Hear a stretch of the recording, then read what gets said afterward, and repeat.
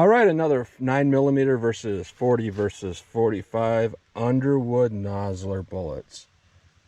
And this is another video with Dan the Wolfman, and another video where we're using all Nosler bullets. But in my last video where I was using 115 grain plus P plus 9mm, 150 grain 40 and 185 grain plus P 45, today I'm using more common weights.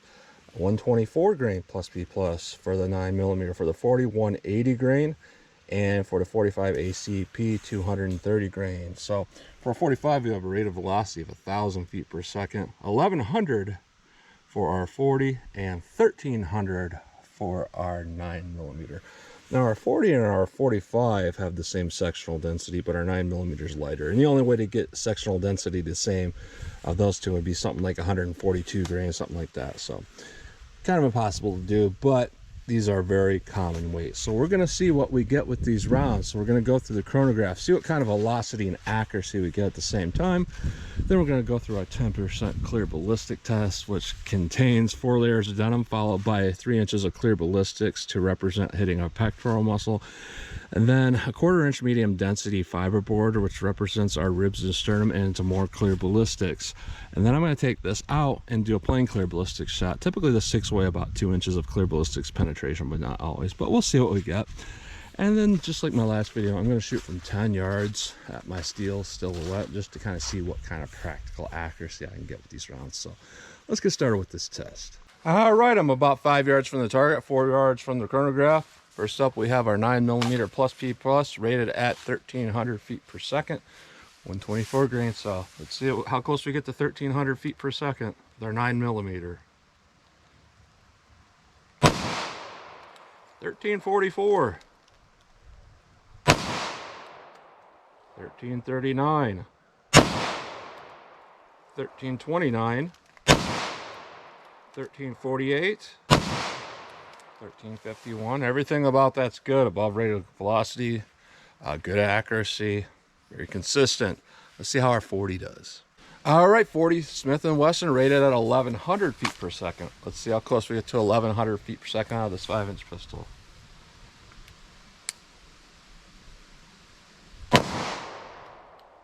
$10.91, 11.09, 10.90, 10.85, a little malfunction there. 10.65, so below rated velocity. Let's see how our 45 does. All right, 45 ACP 230 grain rated at 1,000 feet per second. Let's see what we get.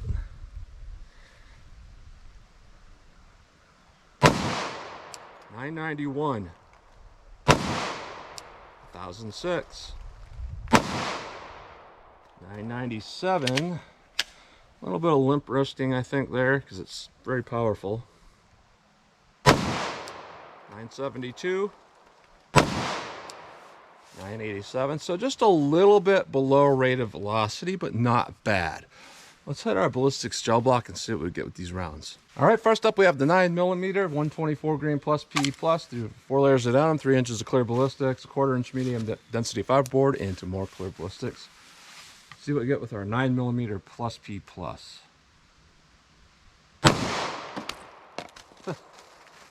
Oh, okay.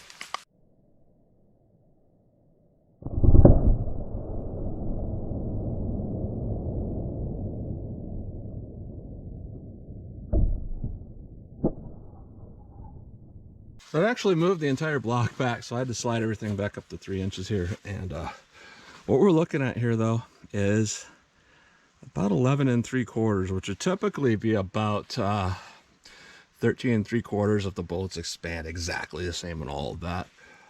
And we're looking at the fiberboard here, and definitely expansion on that first 3 inches there. So let's take this out and we'll see how it does with a quote-unquote gut shot, because this was like a ribs or sternum shot. All right, no MDF, this is our gut shot. Let's see what we get with our 9mm plus P plus Nosler bullet here.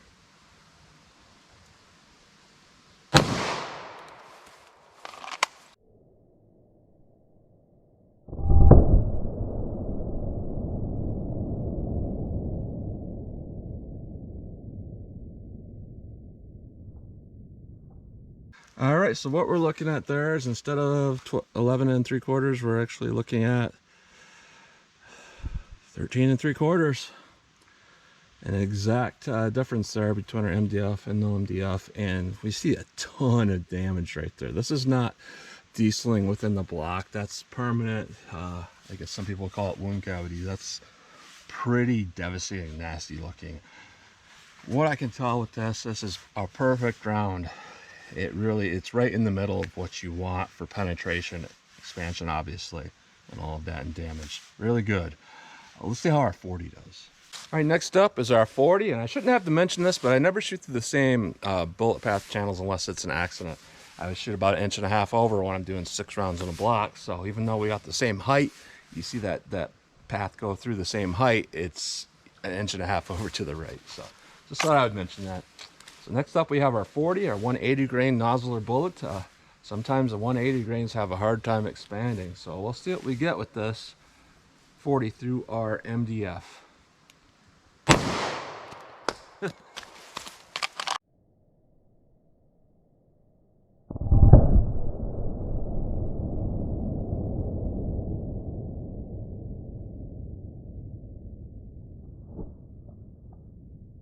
All right, so more penetration through our MDF than what we had with our 9mm. Everything kind of slid just a little bit, so let's put that back in place. And what we got for a total damage path is about 13.5 inches, which would typically be about 15.5 inches without the MDF. So let's leave the MDF out, and we'll see how our quote-unquote gut shot does. All right, 40 Smith & Wesson with our gut shot. Let's see how well this will do.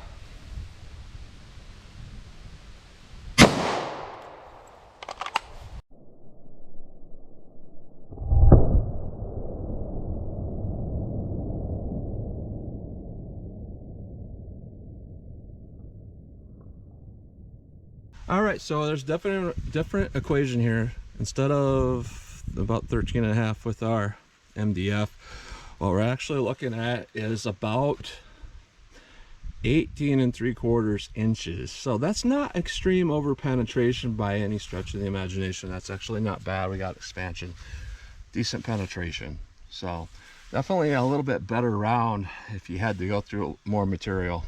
A little bit more momentum there with our heavier bullets. So let's see how our 45 auto does.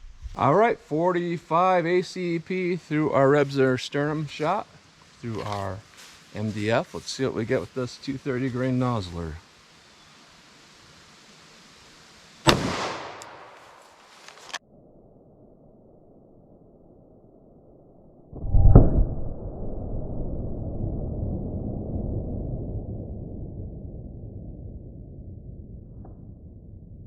All right, so through our MDF, we got over penetration, even though we had good velocity. We're having this phenomenon happen so many times with 45 ACP, 26 inches penetration.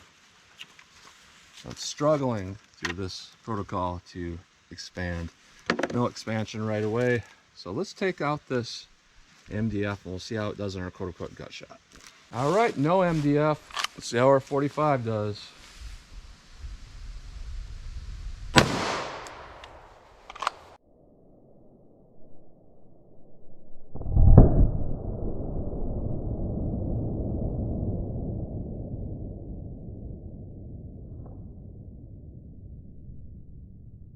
That's interesting. Our damage paths are identical. You know, we're at 26 inches, no expansion. So that's interesting. Now what we see here is we're seeing some dieseling and possibly tumbling right there because that gel is burnt. You know, synthetic gel will burn like that because it's kind of like, I think it's silicone, possibly petroleum, and I'm not exactly sure how it's made, but that's typically what we see. So there seems to be a lot of damage. We just got no expansion and we got a lot of penetration. So let's shoot from that 10 yards and we'll see how these rounds all compare to each other. All right, 10 yards from the target. First up, I'm going to try the 45 auto. I only have 3 rounds left because Dan the Wolfman only had about half a box to send me. So I'm going to pull up, see if I can just get a point shot with these rounds, and then I'll pop the other 2 off a little bit quicker and just see what kind of accuracy I can get. 45 auto. Hold it over the top. That was all on me. Let me get a sight picture, pop them off fast. And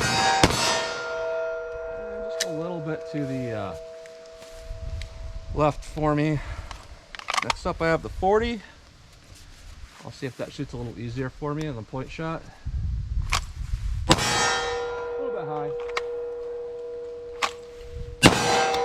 Same thing. Low. So let me put it in the center here. Shoot them off fast, see what we got. I actuated that safety just the way I hold this thing. So let me try it again.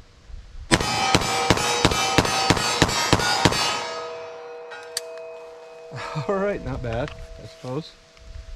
Now 9mm should theoretically give me a better ability to shoot faster. See if I can get a point shot with this. Quite a bit lower than I wanted. I'm not really looking at the sights, I'm just kind of looking at the target and just using my hands to kind of aim. So, center mast, I'll aim on it, pop them off, see what I get. Couple more misses, however I was shooting a little bit faster. So overall the summary of this ammunition is that the 9mm in my opinion and the 40 did quite well. However, at 45 we're just not getting a whole lot of expansion on. Now all these rounds seemed really accurate. They're loaded at very accurate loading, so very good. If I had to pick one that I did the best with here, it's going to be the 40. I don't know why. I just seemed to shoot that 40 okay. And it just kind of had that rhythm that, you know, you just have a certain feel for a certain rhythm, and that seemed to shoot really well for me. And the 9mm did excellent, but, you know, I tried to shoot that a little faster. It wasn't as accurate. And with the 45, honestly, I think, you know, we can try to gain something from that, or at least Underwood should try to do something to make it expand, because we should get expansion with a Nosler bullet. So that's what you get today. So as always, comment, share, and like. And thanks to Dan the Wolfman for that 45 ammo. So as always, comment, share, and like, and thanks for watching.